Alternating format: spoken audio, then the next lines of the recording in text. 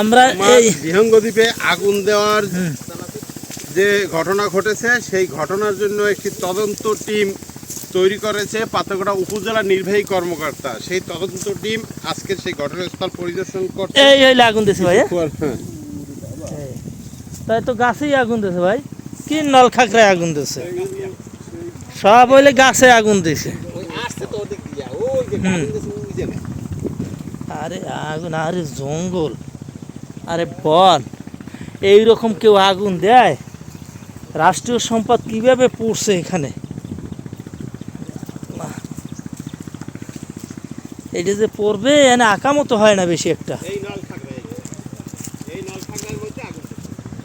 এইখানে আগুন দিয়েছে, আপনারা দেখছেন যে পাথরঘাটা উপজেলা নির্বাহী অফিসার একটি তদন্ত টিম করেছেন যে বিহঙ্গ দ্বীপে আগুন দিয়েছে।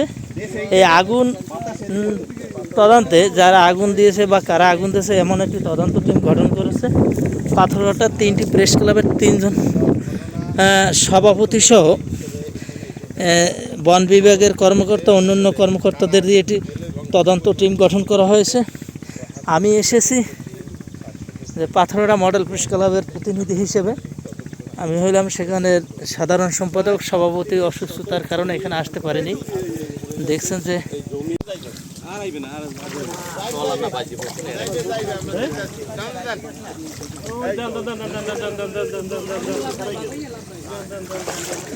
বা এই কুল পর্যন্ত আইবে এককালে টলার,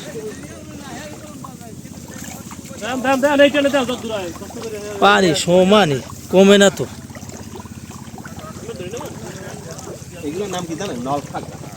আগুন দেখে নলখাগড়া এলাকায় গাছ আগুন আগুন দেয় না তো জঙ্গলে আইছেন কে?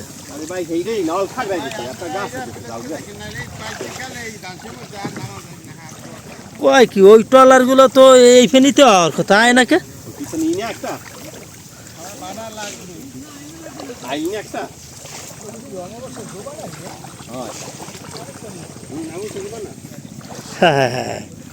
আমার ভাই আসতেছে কাটা ফেরি ভাই গিয়া সুন্নত তরফ হয়ে গেছে, হাঁটুর উপরে কাপড় জাগিয়ে গেছে এই জঙ্গলে ঢোকার জন্য। সুন্নত কোন ধরনের সুন্নত তরফ হইছে? ইমাম সাহেবের সুন্নত তরফ।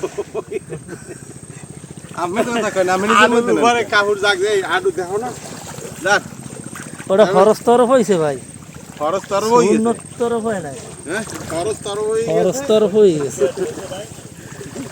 খালি আবার তাই গেছে সুন্নতের ফরজ তরফ হয়ে গেছে। আমি সহ এই যে